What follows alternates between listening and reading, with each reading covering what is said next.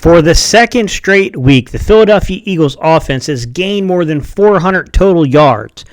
472 total yards on Monday night. 6.1 yards per play.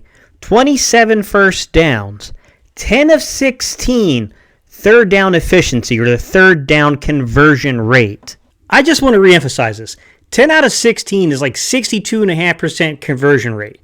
The Buffalo Bills lead the league in third down efficiency, third down conversion rate. Now, like 51 and some change, guys, okay? The Eagles, just on Monday night, were at 62.5%, right? Miami Dolphins absolutely threw up 70 points and dominated the Denver Broncos. They were at 55%, guys. This performance was more dominant than people understand. This offense was still 2 out of 3 on fourth down conversions. Only gave up 1 sack. Man, the running backs were a lot better in pass pro this past game here. 38-55 TOP, time of possession, almost 39-21 in terms of the time of possession. That's called being dominated. And we ran 78 total plays. Oh, yeah. Did I forget to mention, we also went on like a 15-play, 68-yard drive that took up over 9 minutes of clock to officially obliterate Tampa Bay at home to end that game? You know, the crazy thing is, I know it, you know it, we all know it. This offense is good. There's no denying that. However, this offense is leaving meat on the bone. This offense is not playing to its full potential. This offense still has growth. And that's what we're talking about today.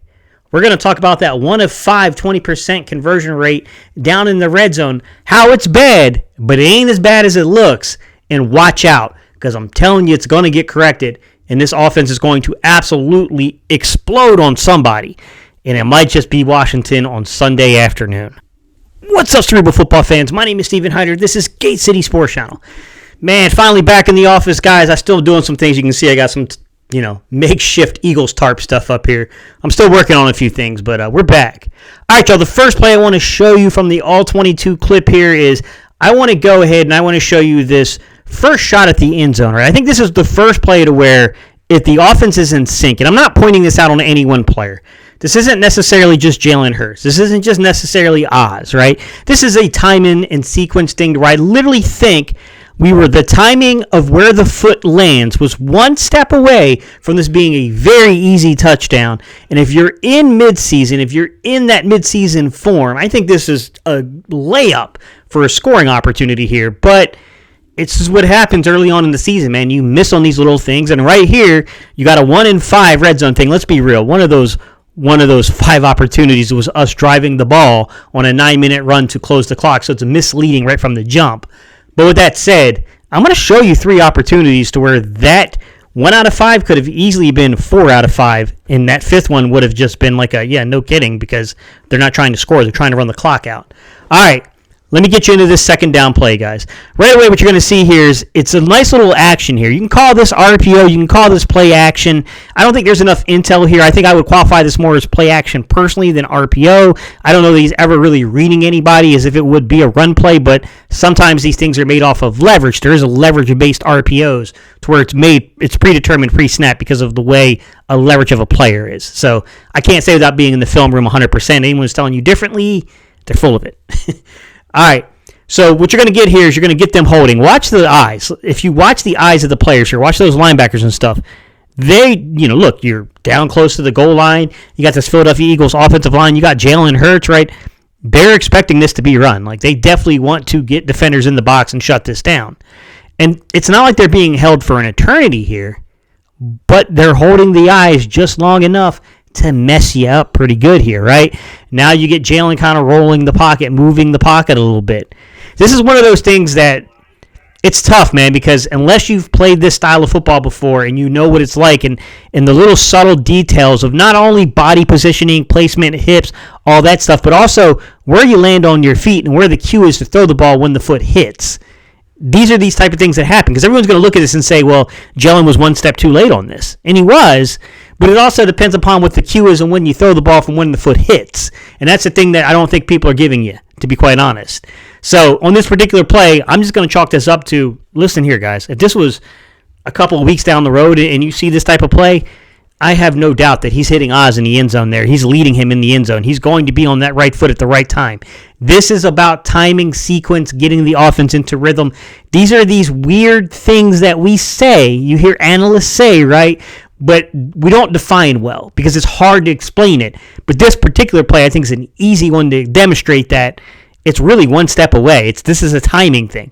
It's one step away from getting the ball out there and leading the receiver and you throwing a touchdown. Now, there's some arguments to be made of, do you need every condition to be perfect to kind of lead the receiver down there? I mean, I think that's the early season jitters, right? That's where you're a little bit more concerned about being perfect on things because you don't want a misplaced ball down in the red zone.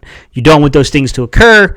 I'm going to chalk this up to give me next week. Let me see this play again next week, and I guarantee you they're going to hit this play for a touchdown. All right, Philadelphia Eagles come out. This is a 2nd and goal situation. This is our first possession of the second half. We've received the ball, and we drove the ball right downfield again on them. All right, this situation, you're kind of in a tight formation with your bottom receiver. Obviously, the bottom of the screen guy here is giving you some space to work with here. Okay, we can see that. This is 12 personnel, 2 tight ends down towards the play side, down towards the bottom here. And obviously, the Tampa Bay Buccaneers expect this to be a run. I mean, look at that box, guys.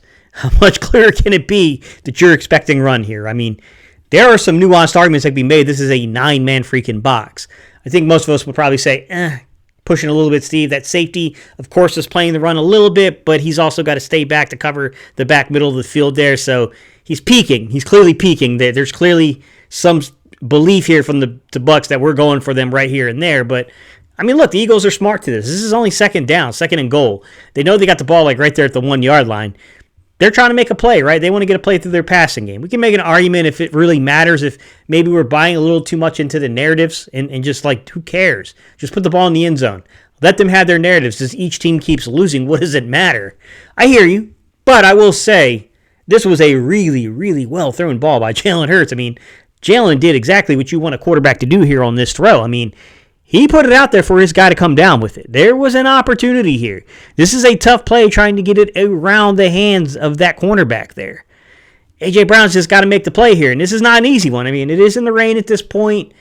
I do know that there was an illness going around the locker room. You know, Jason Kelce had flu-like conditions. Jalen Hurts had flu-like conditions.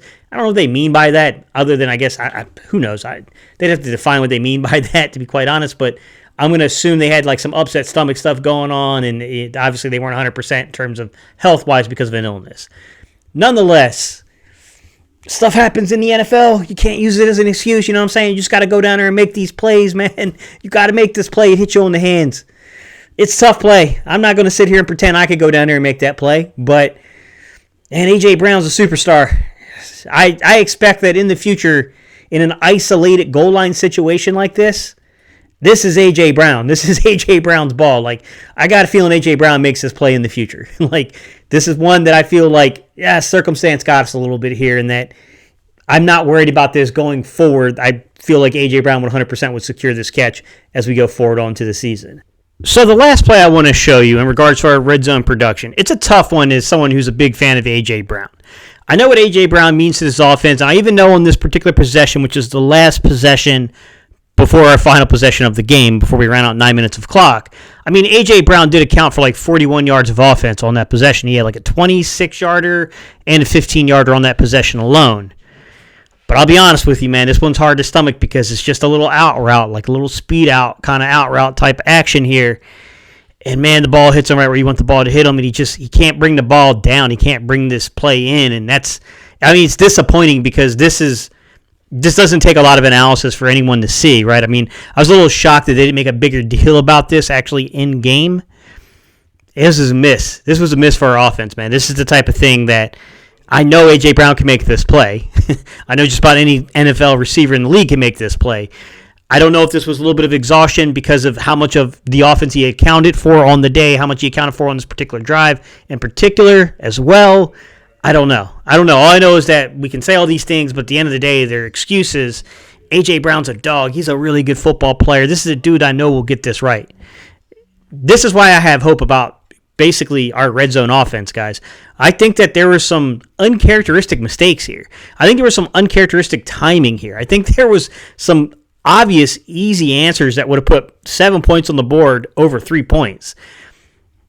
I think that if this team was kind of playing its B minus B ball here, I mean, we're talking about an over 30-point performance against a really good Tampa Bay defense. I definitely think we would have put up 30 points in this game just by executing plays a little bit better, to be quite honest. I'm really expecting a big-time outcome on Sunday afternoon in Washington. I think this offense is really unique and it's really strange, right? That it's got 400 yards of total offense 2 consecutive weeks, right? Over 20 first downs in 2 consecutive weeks, right? I mean, it's hitting its stride on third down. I mean, there's a lot. I mean, the run game is just spectacular with this offense. There is some really, really positive things about the offense. But even in saying that, we know we have not reached the potential of this offense. I don't know what the potential of this offense is. It's really tough to say, but I know it's a lot better than what we've got so far. I know that these dudes can play. I know that if you try to creep down there to take this run game away, good luck with DeVonta Smith, Dallas Goedert, and A.J. Brown. I think Oz looks like a ball player. I think Quez can still space you out in this league. It's going to be interesting, guys. I definitely have high hopes that the red zone efficiency is going to turn its way around, right? That this 45% or whatever it is we're at right now, I think that in a couple of weeks we're going to see that number tick up back towards that 50% threshold again. We got to do better. All right, y'all. I appreciate y'all's time and attention. I'll see you guys on the next video.